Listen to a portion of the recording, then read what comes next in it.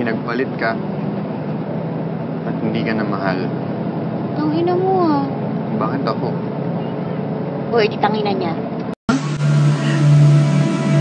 Itigil mo yung sasakyan, bababa ako. Bakit? Itigil mo yung kotse, bababa ako!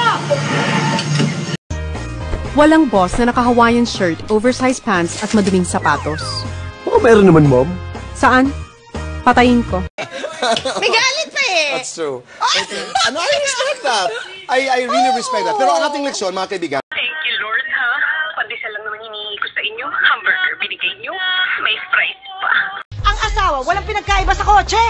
Pag inaasam, araw-araw pinupunasan. Kada oras sinasakyan. Malunggay! Hindi!